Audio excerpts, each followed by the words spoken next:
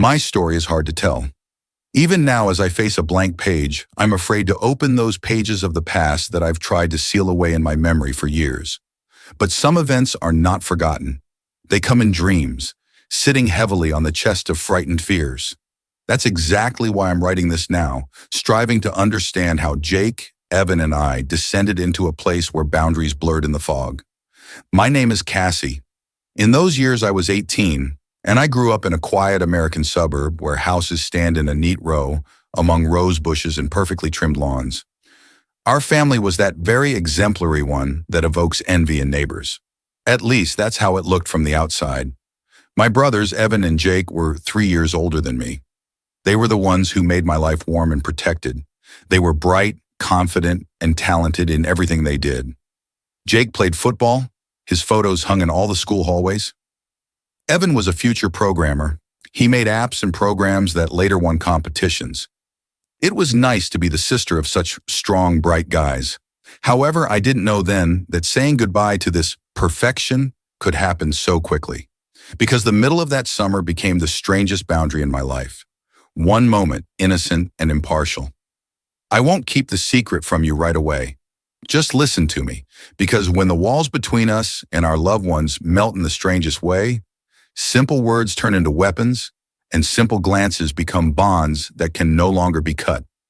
The story opens where the second chapter is just beginning its shadow. That summer, the heat covered our city like a thick blanket, depriving everyone of movement and thoughts. Every morning started the same way. The air outside the window was motionless, and the sun, barely rising, already heated the asphalt like a frying pan. I woke up late. Strips of light broke through the half-closed shutters, illuminating my old ceiling with micro cracks. I never liked getting up early, but during those weeks it seemed like I couldn't do otherwise. Those days began with noise in the hallway. Jake's steps, his grumbling at Evan for listening to music too loudly or fiddling with the computer. Those sounds calmed me. They were ordinary, simple, and familiar, like the heartbeat of the home. One of those mornings I heard Jake throw something at Evan in the hallway. "Are you even going out of your lair today? Or are you going to get stuck in codes all day again?" "Well, are you inviting me to football?" Evan replied, his voice sounding with a lazy smirk. Jake just snorted in response. I smiled to myself, not yet fully opening my eyes. These exchanges between them always amused me. Jake was straightforward and a bit rough. Evan was smarter and calmer. But at the same time, he often teased his brother, making him lose his temper. There was something alive, warm, like a fire in the fireplace, in this dynamic. I finally got up and headed downstairs. The kitchen smelled of coffee, and that was the smell that always reminded me of my father. But that morning, the parents were not there. They had gone to a business meeting in the city, as they did most summer days. "Good morning, Princess," Jake threw out, not looking up from his phone screen. His tone was teasing but familiar. Evan sat next to him, sprawled in a chair, holding a cup in one hand. He looked at me with a smirk, as if he already knew all my secrets. "Good morning, assholes," I replied, deliberately grimacing. My brothers laughed, and my morning became brighter. Later that day, everything was as usual. I was cleaning my room, flipping through books, setting them aside and listening to Jake and Evan arguing about video games in the next room. It was as if an invisible boundary between us began to thin. In the evening, when the sun began to set, we gathered on the couch in the living room. It was a usual warm time together. "Cassie, look here!" Jake suddenly threw a pillow at me, making me squeal in surprise. I smiled and threw it back. "Swing and a miss," he chuckled. Evan, at that moment, was watching us with a smirk, and then he suddenly leaned forward, unexpectedly grabbing my arm and pulling me towards him. "Gotcha! I caught you," he said, pretending to be serious. I froze for a moment because his grip was unexpectedly firm, and the warmth of his hand felt different. This could have been an ordinary moment, but it wasn't. I looked at him, and something slipped between us, something inexpressible, vague, and strange. "Hey, what's going on?" I muttered, laughing, though my voice trembled slightly. "Relax, Cassie," Evan said, his voice a bit softer than usual. Jake, who had been watching us, suddenly leaned forward too, pulling me by the shoulders. Now we were sitting so close that I could feel their breath on my skin. It seemed like the boundaries between us had suddenly disappeared. I couldn't say who among us froze first. We just looked at each other. I felt a wave of heat wash over me, my heart beating unevenly. It all lasted for moments, but they seemed like an eternity. The looks, the accidental touches, it all felt wrong, but inexplicably natural. Something had changed, and now every gesture, every movement felt like a step into uncharted territory. "All right, don't freeze up like that," Jake suddenly said, breaking the silence. He let go of his grip, but his gaze was still piercing. "You're both idiots," I muttered, getting up and running upstairs to hide in my room. My heart was pounding as if it wanted to escape. What was that? Why did the usual touches of my brother suddenly evoke such a response in me? I leaned against the door and closed my eyes. This day was different, and I felt it with every cell of my body. It seemed like the boundaries between us had suddenly disappeared. I couldn't say who among us froze first. We just looked at each other. I felt Evan let go of his grip, and it seemed like time started flowing again. I got to my feet, ready to run upstairs, but Jake unexpectedly grabbed my wrist. His hand was hot, his fingers slightly tight, but not rough, more like holding. "Hey, where are you going?" he asked with feigned lightness, but there was uncertainty in his voice. "I'm tired," I muttered, trying not to look at either him or Evan. "You're acting weird," Jake added, his gaze lingering on my face a bit longer than usual. I tried to pull my hand away, but at that moment, Evan also got up from the couch and was suddenly next to me. He gently touched my shoulder, as if trying to calm or hold me. Their touches were completely different, but for some reason, both burned me from within, leaving traces where their skin touched mine. "It's okay, Cassie," Evan whispered. His voice was low and soothing, but it made my heart beat even faster. Jake finally let go of my wrist, but his gaze continued to follow me, as if he was trying to read my thoughts. I couldn't stand the tension and almost ran out of the room, leaving them behind. Slamming the door to my bedroom, I leaned against it and slid to the floor. My fingers still felt the warmth of their hands, and my heart couldn't find its rhythm. What was that? I thought again and again, but there was no answer.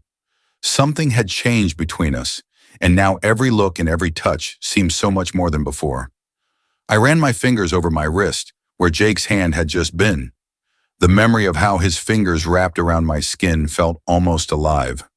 It shouldn't have meant anything, but my body reacted differently, as if something inside me had awakened, something I didn't want to understand. The next few days were strange. Ordinary things seemed different. Breakfast at the table, conversations in the hallway, even simple glances. Everything had some subtext that I was afraid to understand. We avoided awkward moments, as if all three of us felt that an invisible line had been drawn between us, and each was afraid to accidentally cross it. Jake seemed a bit distant. He spent more time in the yard, kicking a ball or just sitting on the porch with headphones in his ears. Evan, on the other hand, was around more often than usual. He would come into my room without knocking, sit on the edge of the bed, and silently look out the window. "Evan, what's up?" I asked one day when his silence became too drawn out. He turned his head and smiled as if he wanted to say something, but changed his mind. "Just wanted to be here," he replied, shrugging. Those words sounded innocent, but something in his gaze made me lower my eyes. The tension inside made it hard to breathe. Jake came home a little later that night. I heard his steps in the hallway and opened the door to look out. He stopped in front of me, a bit surprised. "What are you not sleeping?" he asked, leaning against the doorframe. "I don't know, and you?" He smirked and shook his head. "Watching the stars." It was a good evening. "Can you show me?" The words slipped out on their own. Jake looked at me with surprise, but after a short pause, he nodded. "Let's go." We went out through the back door into the garden. The night air was fresh, and the sky was clear and studded with stars. I slowed down when we reached the edge of the lawn, where the grass was damp with dew. Jake stopped first and pointed up. "See that bright star?" he asked, his voice softer than usual. I nodded and looked at him. He seemed different under the moonlight, softer, less confident than usual. "Do you come out here alone often?" I asked. "Sometimes. It's easier to breathe here," he replied, not looking at me. We stood next to each other, and I felt his hand accidentally touch mine. This gesture was almost imperceptible, but it made me hold my breath. I didn't pull away, and he didn't move his hand. We just stood there, under the stars, until there was only silence and cold air around us. "Thanks for showing me," I said quietly as we returned to the house. "Any time, Cass," he replied, smiling in a way that was only for me. When I lay in bed, that moment kept replaying in my head. Something in all of us was changing, but I couldn't understand what exactly. The next morning started just like all the previous ones, but the feeling of tension didn't go away. I tried to focus on small tasks, wiping the shelves in my room, sorting old textbooks, but my thoughts kept returning to the night under the stars. Every time I closed my eyes, Jake's gaze, his soft, thoughtful voice came to mind. Evan didn't leave me alone either. He came into my room again without knocking, sat on the edge of the bed and stared out the window. I pretended to read a book, but in reality, I was tensely watching his every movement. "You're weird today," he finally said, not turning his head. "Weird?" I asked, trying to keep my voice steady. "Yeah, like you're not here." Evan turned to me and looked straight into my eyes. There was something more in that look than just a brother's concern. I felt a lump rise in my throat. "Just tired," I replied and turned away. He didn't leave. Instead, Evan reached out and gently touched my shoulder, just like that night. I flinched and turned to him. "What are you doing?" I whispered. "It's okay, Cassie." His voice was soft, almost soothing. I felt something inside me tremble. This moment lasted too long, much longer than it should have. I abruptly got up from the bed, making Evan pull his hand back and take a step back. "I need to go out," I muttered, not looking at him. I ran out of the house, almost stumbling down the stairs, and headed into the garden. The fresh air calmed me a bit, but my heart was still pounding. At that moment, I realized something had changed. Something between me and Evan, between me and Jake, and I didn't like it. I closed my eyes and took a deep breath. No stars or touches could bring back what was before. Evening came, and the tension finally broke out. I was sitting in the living room with a book in my hands, though I couldn't focus on a single page. The noise from the kitchen suggested that Jake and Evan were up to something again. Their voices sounded muffled, but occasionally burst into short, sharp phrases. I heard Jake raise his voice. "Do you even understand what's happening?" His words pierced the silence of the house. "Don't act like you're not to blame," Evan retorted. None of this was meant for me, but their voices echoed in my head. I slowly got up from the couch and approached the kitchen door. Leaning against the wall, I looked at them from around the corner. Jake was standing by the table, gripping its edge so tightly that his knuckles were white. Evan, across from him, had his arms crossed, trying to look calm. "This isn't normal, Evan," Jake whispered, his voice harsh. "You think I don't know that?" Evan stared at his brother as if there was a barrier between them that they couldn't cross. My heart stopped. I didn't know what they were talking about, but something in their voices made me feel that it was related to me. I took a step back to leave unnoticed, but the floorboard creaked treacherously. They both fell silent and turned to me. "Cassie, what are you doing here?" Jake asked, his voice soft again, but his gaze remained tense. "Nothing," I muttered, feeling the heat rise to my cheeks. "Just passing by." Evan took a step forward, his gaze softening. "Did you hear us?" "No," I lied. "Then go rest," Jake said quietly, but his eyes still didn't leave me. I nodded and hurried to my room, closing the door behind me. I could hear the brothers' voices again, but now they were softer. I sat on the bed and held my head in my hands. What's happening? Why did every look and every word now seem so significant? I couldn't find an answer, but something told me that it would only get more complicated from here. At that moment, I realized our family was on the brink, and we were destined to either cross it or stay in place forever.